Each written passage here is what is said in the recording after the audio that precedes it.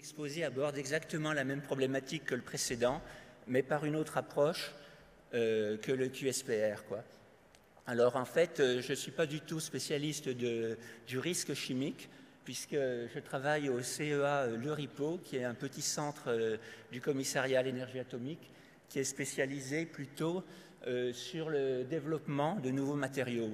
Mais dans ce contexte, on est amené également à développer des modèles pour prévoir les propriétés de substances, quoi, surtout dans les phases les plus amont du développement des matériaux, avant qu'on ait vraiment sélectionné les plus intéressants. Donc, c'est pareil. Donc, nous, c'est surtout des développements pour les besoins des chimistes et des concepteurs de matériaux du centre. Donc, donc on s'intéresse aussi à des performances qui sont comparables à celles qu'étudie l'INERIS, mais avec un focus plus particulier sur les performances des explosifs, comme les performances détoniques, énergie de Gurney, mais certaines des propriétés auxquelles on s'intéresse recoupent un petit peu le risque chimique, comme les sensibilités au choc ou à l'impact, et puis, ou les chaleurs d'explosion. Donc, on utilise d'ailleurs certaines de ces propriétés dans un cadre réglementaire aussi par rapport au décret pyrotechnique. On utilise les paramètres de Gurney pour déterminer la dangerosité des explosifs. Donc, ah oui, ce que je n'ai pas dit ici, donc on a développé une grande gamme de modèles, plus ou moins dans un état plus ou moins avancé. Enfin, beaucoup de modèles restent assez préliminaires parce que c'est pour répondre à des besoins ponctuels. Et il y en a d'autres qui sont plus avancés. Donc, d'après pour ces propriétés physico-chimiques, la différence par rapport aux propriétés biologiques qu'on modélise avec le QSAR, c'est que c'est des propriétés en général quand même beaucoup plus simples. Donc, on peut utiliser d'autres approches que le QSPR, qui sont les méthodes d'additivité de groupe, comme mentionné dans l'exposé précédent, mais aussi des modèles basés sur des considérations physiques. Ce sont ceux-là que je vais présenter ici. Donc en fait, tous nos modèles sont implantés dans un petit programme ici, qui sont à la disposition des chimistes du centre, qui a été conçu au départ surtout pour le développement de matériaux énergétiques et organiques, qu'on appelle Mathéo. Et dans les modèles utilisés, en fait, très peu reposent sur l'approche QSPR. Le seul, c'est pour le point de fusion, puisque là, on a vraiment beaucoup de données, plusieurs milliers, et le QSPR est particulièrement bien adapté pour les grosses bases de données. Donc, en revanche, pour le risque chimique, on a parfois des propriétés pour lesquelles on a peu de données cohérentes. Par exemple, cela est dû au fait que ce ne sont pas des propriétés intrinsèques à la substance, mais qui dépendent aussi de la façon du dispositif avec lequel on sollicite la substance. Par exemple, pour le point éclair, comparé au point de fusion, le point de fusion, c'est vraiment une propriété intrinsèque, tandis que le point éclair, il dépend beaucoup plus, par exemple, selon qu'on est en coupelle ouverte ou fermée, du mode de mesure, quoi. Donc ça limite les intercomparaisons. On est obligé de partitionner l'ensemble des données disponibles en données plus petites, en ensemble plus petit. Donc dans l'exposé précédent, la chaleur de décomposition a été mentionnée. Alors pour nous, ce n'est pas une propriété qui nous intéresse particulièrement. En revanche, c'est un bon exemple pour illustrer la différence entre la démarche que je vais présenter et la démarche QSPR traditionnelle.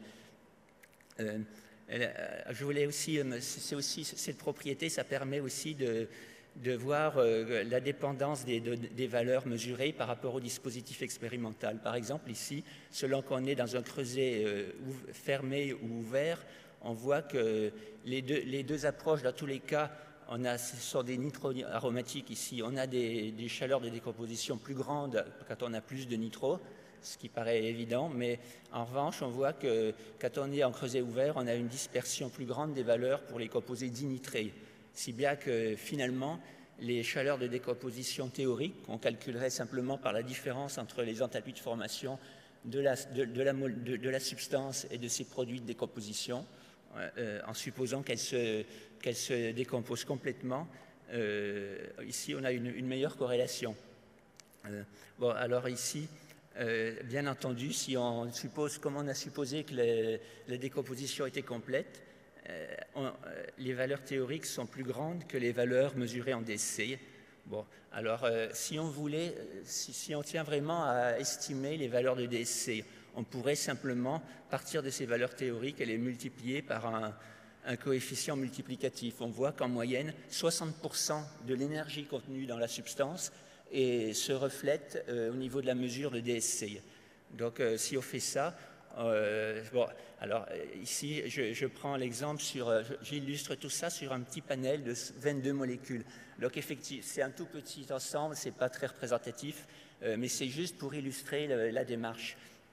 Donc, en plus, ce petit ensemble, il a été très, très étudié dans la littérature. Il y a un grand nombre de publications qui essayent de modéliser ça, malgré la petite taille de l'ensemble, qui est due, bien sûr, au fait que les données, c'est difficile d'avoir des ensembles de données très cohérents.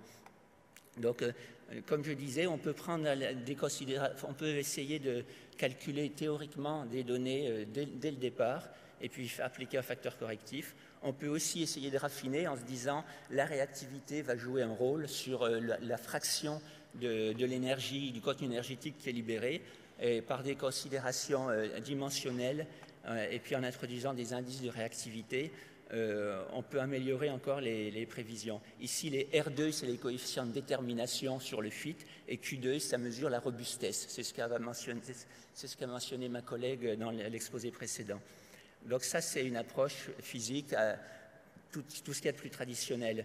On peut aussi ne pas du tout prendre en compte de considérations physiques et faire du QSPR, mais dans ce cas-là, ça illustre un petit peu les limites de l'approche. Quand on a peu de données, on est amené à sélectionner des descripteurs arbitraires et il faut beaucoup de paramètres empiriques pour avoir une précision qui n'atteint pas celle d'une approche plus classique basée sur un calcul physique. Par exemple, ici, au niveau, si on se focalise sur la robustesse, on avait des valeurs de 0,86 ou 0,91 si on prend en compte la réactivité.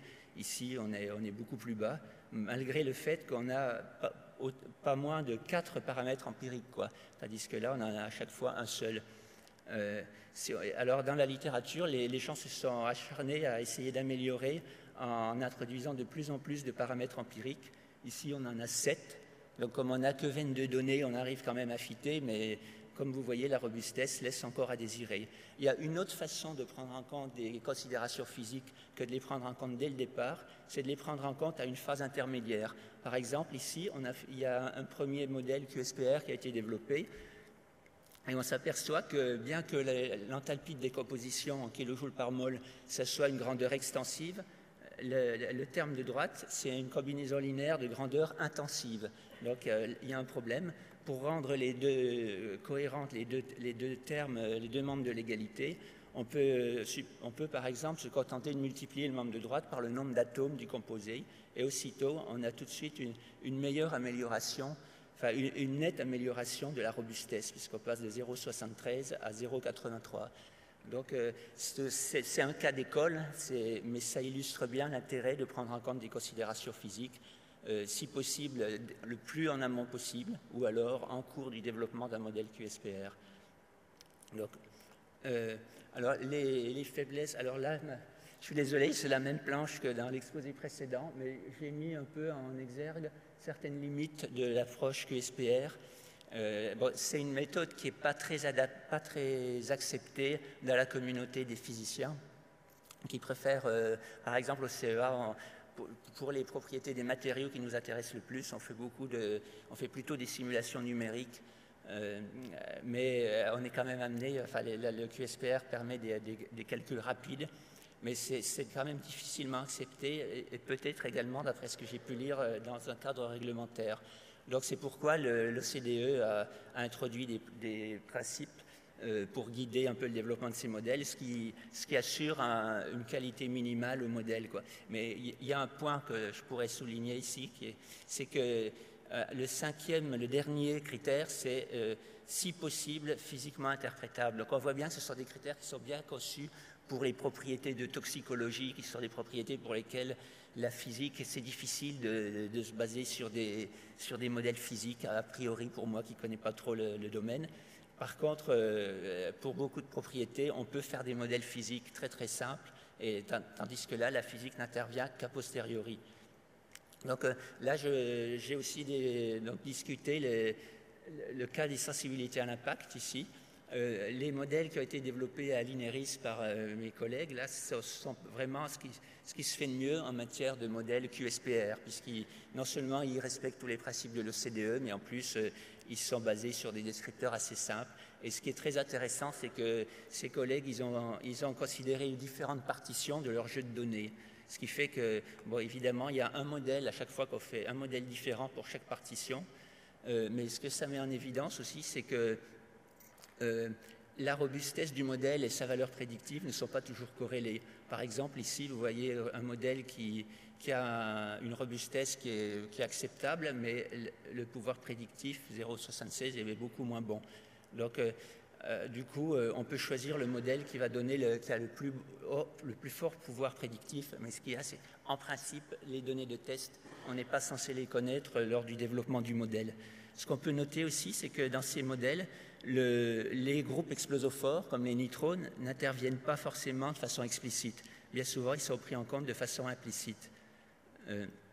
Donc, on peut comparer cette approche avec une approche physique, où là, on part du dispositif expérimental et on considère les différentes étapes. Suite à un impact, il y a une onde de compression qui se propage dans le matériau. Pour qu'il y ait détonation, enfin initiation, il est nécessaire que l'énergie se focalise autour des défauts. Donc les défauts jouent un très grand rôle. Et ensuite, il y a une série de mécanismes divers qui aboutissent à la décomposition de molécules et ensuite une réaction soutenue. Donc ce que montrent les données expérimentales, c'est que des chocs qui ne provoquent pas l'initiation, ils décomposent cependant des molécules. Mais l'étape qui paraît difficile, c'est la décomposition. C'est ce que j'ai mentionné ici. Donc du coup, on s'est dit, pour qu'il y ait initiation, il faut que la vitesse à laquelle l'énergie libérée par une molécule provoque la décomposition d'une seconde molécule, il faut que ça soit suffisamment rapide par rapport à la vitesse avec laquelle cette énergie diffuse au sein du matériau. Donc du coup, ça nous a amené à exprimer cette vitesse par une simple constante de vitesse ici, comme une simple loi cinétique avec des paramètres, des constantes préexponentielles et des énergies d'activation. Moyennant certaines approximations, ici, on peut calculer explicitement le terme qui est dans l'exponentielle avec une constante multiplicative qui est l'inverse de la fraction du contenu énergétique qui contribue effectivement à propager la réaction. Ici, les D, c'est les énergies des liaisons explosophores, des liaisons chimiques, en fait, on peut les prendre toutes en compte, le nombre d'atomes de la molécule, et puis, comme autre paramètre, les facteurs préexponentiels, on peut les traiter comme des paramètres ajustables. En pratique, on peut les prendre presque tous identiques à une exception près. Donc, on a très peu de paramètres, en fait. Donc, si on compare par rapport à la méthode QSPR, ici, pour un panel de nitramine, on voit que dans tous les cas, on peut bien ajuster les données. Mais on a moins de paramètres empiriques ici, puisqu'on n'en a que 3 ici, pour traiter un pour chacun des groupes, ici CNO2, NNO2, et puis un paramètre global. Donc, ce qui est quand même remarquable, c'est qu'ici, on n'a pas du tout de tâtonnement. Enfin, c'est très rapide à développer, puisque c'est juste une petite équation qui suffirait presque d'un papier, d'un crayon ou d'une calculette. Donc après, ce qui est bien connu, c'est que ce qui fait la difficulté d'acceptation des méthodes QSPR, c'est que souvent, quand on les applique à des nouveaux composés, on s'aperçoit que la précision est souvent inférieure parce que ce n'est pas les mêmes données, c'est des données qui n'ont pas été utilisées au départ. Donc ici, c'est le cas, effectivement. Si on prend d'autres données, on voit qu'on a des moins bons résultats, aussi bien avec l'approche empirique QSPR qu'avec le modèle cinétique que j'ai introduit ici. Donc là, à première vue, il y a seulement 3 points ici dans le modèle empirique qui ne sont pas dans le domaine d'applicabilité du modèle. Mais en fait, il y a 2 points aberrants ici. Si on regarde de plus près, ce sont des molécules qui contiennent des groupes qui ne sont pas représentés dans le panel de calage du modèle, comme les groupes NO ou les NF2. Donc ça explique les résultats très mauvais obtenus ici. Donc on peut les exclure du panel. Ce faisant, on a un coefficient de détermination ici de 0,5 qui n'est pas très bon, mais c'est à cause du fait que les composés les plus stables ici, leur stabilité est sous-estimée. Donc on n'a pas les mêmes difficultés avec le modèle cinétique ici, on a un modèle plus régulier, quoi. Mais on a quand même des écarts plus grands que sur les données précédentes, ce qui vient du fait que les nouvelles données qu'on a introduites, elles introduisent beaucoup de diversité dans les structures. Bon, là, j'ai pas beaucoup de temps, ça passe vite pour discuter, mais l'intérêt du modèle cinétique aussi, c'est qu'on peut prévoir les limites du modèle QSPR. Par exemple, si on l'applique hors de son domaine de validité à des composés qui ne contiennent pas le groupe NNO2, mais seulement le groupe CNO2, comme le NNO2 est plus sensible, on va automatiquement surestimer les sensibilités, ce qui est effectivement le cas, ce qu'on voit ici. Voilà, le modèle cinétique ne donne pas une erreur aussi systématique ici. On a un accord entre les deux modèles ici pour un composé, ce qui pourrait suggérer une incertitude sur la donnée expérimentale.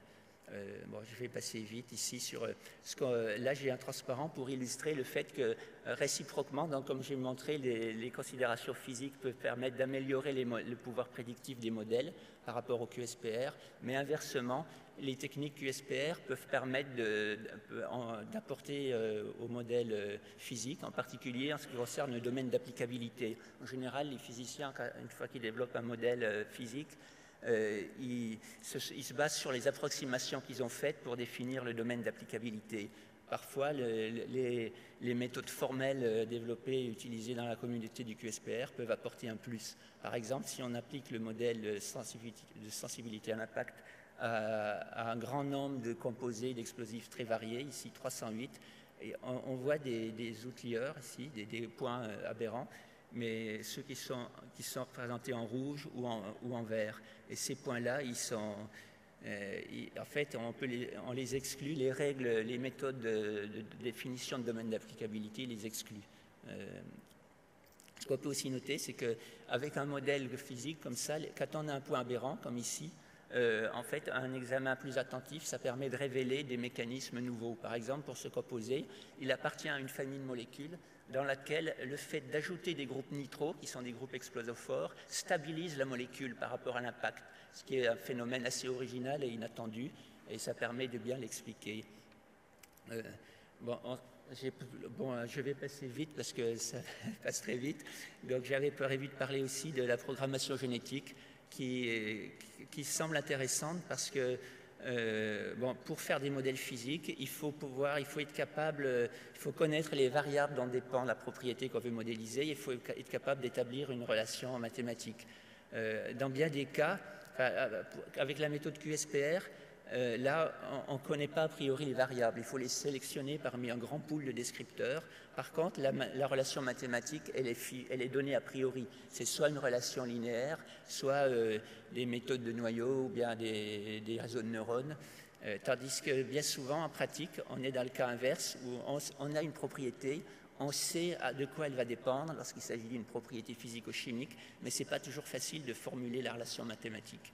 Bon, mais les premiers tests qu'on a fait avec la programmation génétique, ça montre qu'on a exactement les mêmes problèmes qu'avec la technique QSPR, mais encore exacerbés parce qu'on explore un espace des relations mathématiques encore beaucoup plus vaste et on peut avoir des effets, on a aussi des difficultés qui sont propres à la programmation génétique et qui n'apparaissaient pas avec le QSPR. Par exemple, comme j'ai mentionné ici, parfois on a des relations artificiellement, des non-linéarités qui ne sont pas justifiées, tout simplement parce qu'en introduisant une racine carrée, par exemple ici, on améliore un tout petit peu le fit et puis le pouvoir prédictif sur le panel de validation par rapport à un cas purement linéaire. Donc, je vais m'arrêter là pour laisser la place à des questions. Enfin, je pourrais conclure quand même en disant que, voilà, d'après nos résultats, là, à la fois le fait de prendre en compte des arguments physiques, ça permet d'avoir des modèles plus prédictifs et surtout beaucoup plus généraux que les modèles QSPR, et que inversement, les méthodes développées par la communauté du QSPR, notamment pour déterminer les domaines d'applicabilité, ça peut nous servir à mieux cerner les limites des modèles physiques. Et puis, bon, le logiciel qu'on a développé, donc on peut très facilement l'adapter pour de nouvelles propriétés. Si on applique, c'est très rapide. Et par contre, les modèles qui sont déjà faits, par exemple pour la sensibilité à l'impact, ils sont extrêmement simples et ça prendrait un temps, en rien de temps, on peut les recaler sur des nouveaux jeux de données. Si vous en avez, c'est très, très rapide. Voilà, je suis prêt pour les questions. Merci, M. Mathieu.